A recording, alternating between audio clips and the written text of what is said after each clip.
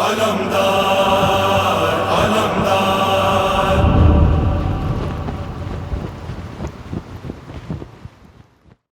اعوذ باللہ من الشیطان اللعین الرجیم بسم اللہ الرحمن الرحیم الحمد للہ رب العالمین صلی اللہ علی رسولہ الکریم وعلیہ طیبین الطاہرین ولعن اللہ علی اعدائہم اجمعین اما بعد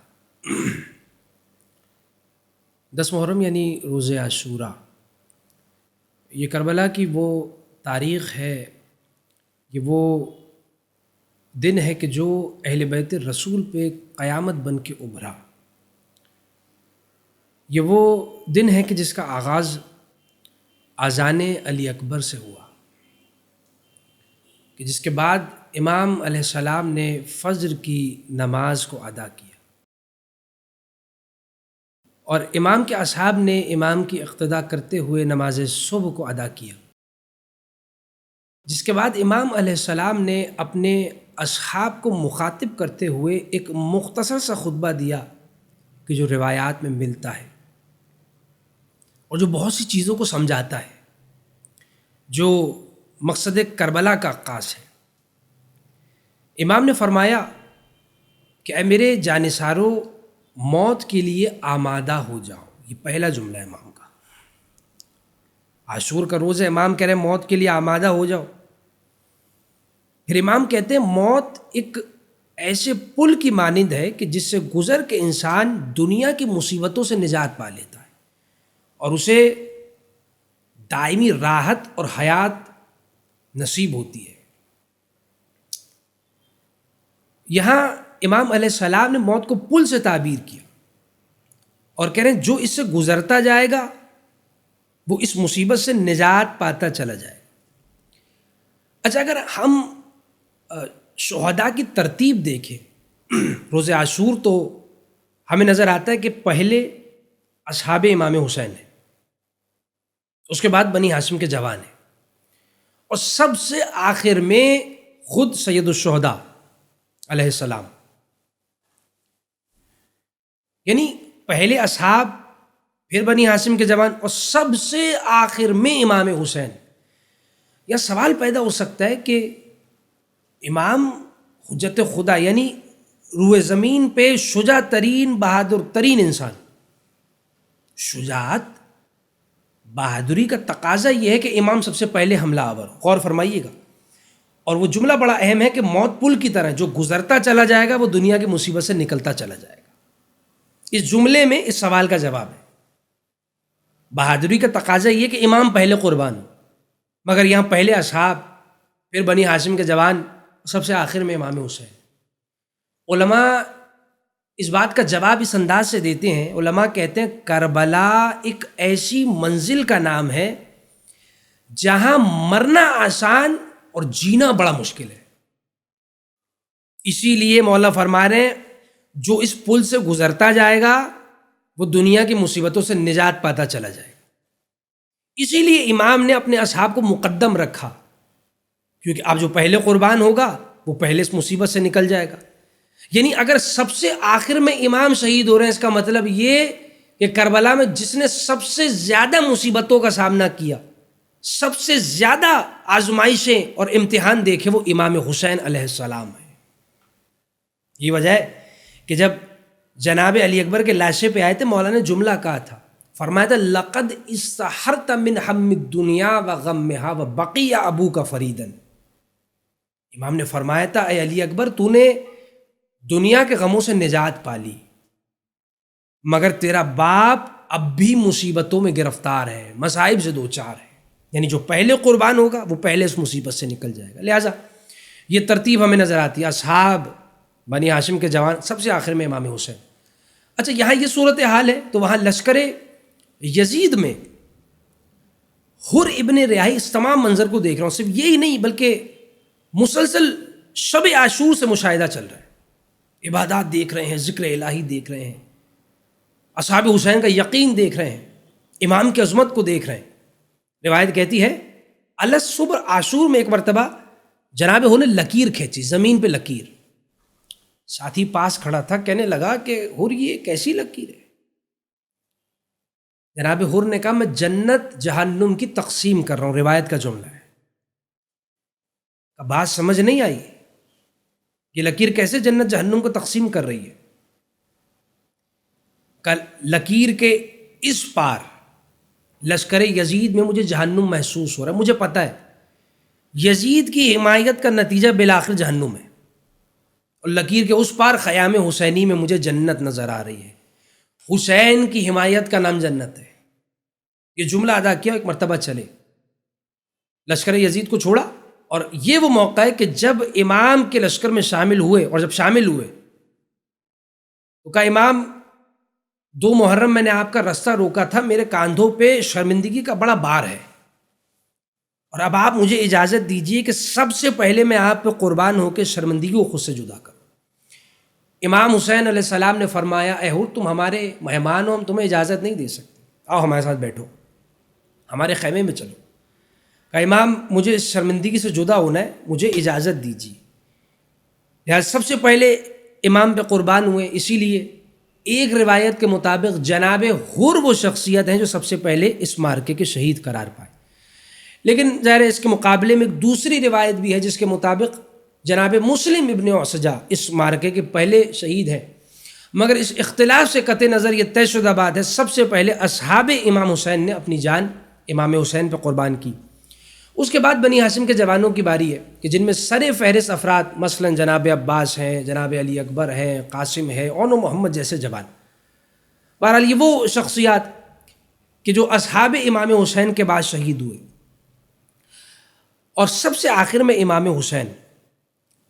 یہاں میں یزید کے لشکر کے نام نگار کا ایک جملہ پیش کرنا چاہتا ہوں، یعنی یہ بات ذہنوں میں رہے کہ اصحاب ہوں یا بنی ہاشم کے جوان، امام لاشا اٹھا رہے ہیں، صبح سے شام ہو گئی ہے امام لاشا اٹھا رہے ہیں۔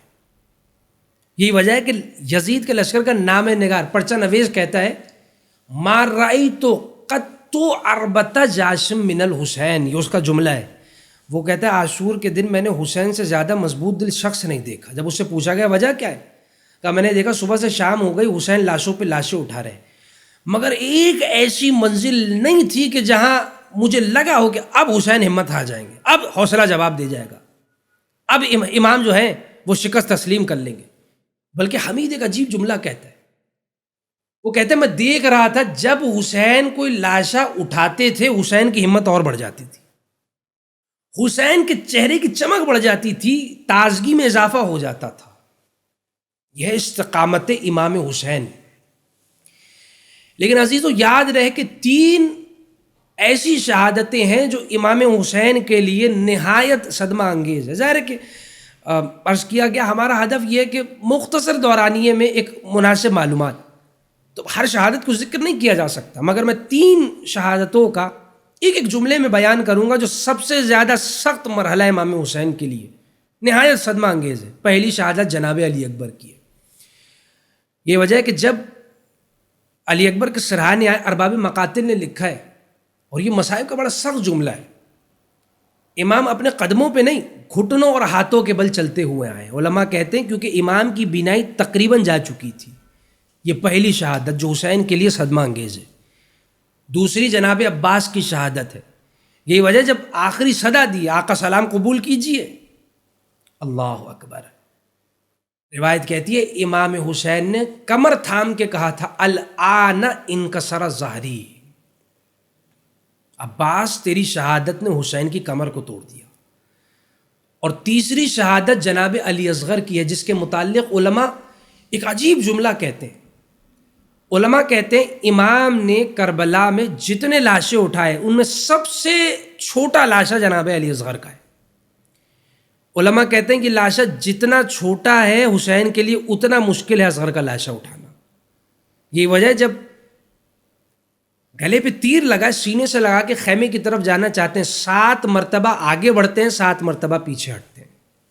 یہ وہ عمل ہے کہ جسے اعمال روز عاشورہ میں انجام دیا جاتا ہے، اس عمل کی صحیح کے طور پر امام 7 مرتبہ آگے بڑھے، سوچ رہے ہیں کیسے لے کے جاؤں، 7 مرتبہ پیچھے ہٹے۔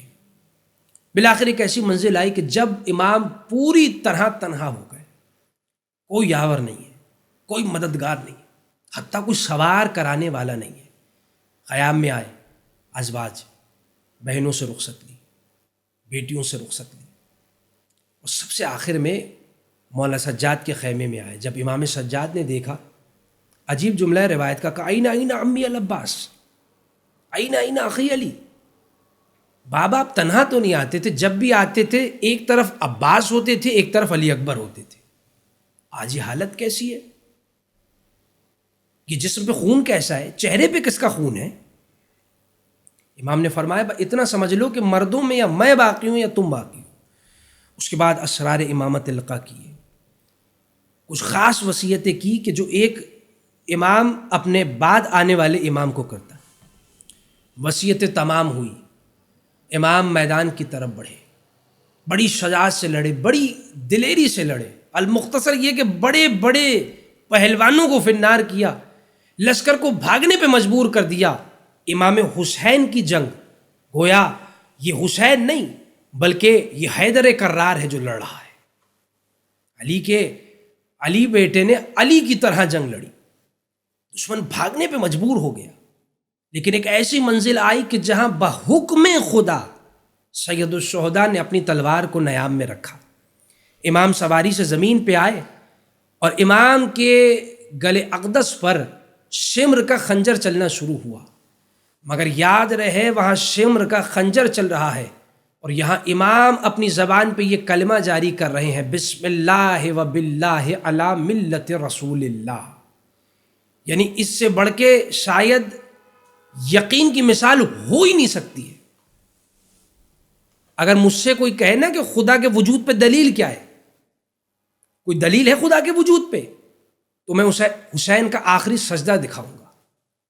اتنی مصیبتوں پریشانیوں کے باوجود بھی زبان پہ شکوہ نہیں ہے، گلے پہ خنجر چل رہا ہے، حسین ذکر الہی کو انجام دے رہے ہیں، اتنے علائم کے بعد خدا کا شکر ادا کر رہے ہیں۔ یقین کی معراج کو حسین کہتے ہیں، اور خدا کی قسم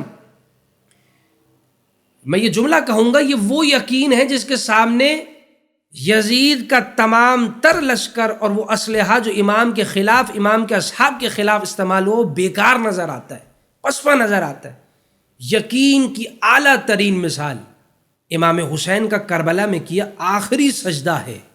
اتنے مصائب مگر خدا کا شکر ادا ہو رہا ہے، اتنے ستم مگر خدا کا ذکر زبان پہ جاری ہے۔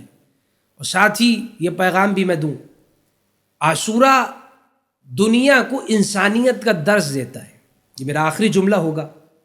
عاشور دنیا کو انسانیت کا پیغام دیتا ہے۔ امام حسین تاریخ بشریت کی وہ واحد ہستی ہے کہ جس کا تعلق کسی فرقے سے نہیں ہے، مذہب سے نہیں ہے، کسی قوم قبیلے سے نہیں ہے، بلکہ امام حسین کا براہ راست تعلق انسانیت سے ہے۔ یعنی یہ غلط فہمی ہے دنیا کی کہ عاشور تو وہ منائے جو شیعہ ہے، 10 محرم تو وہ منائے جو شیعہ ہے۔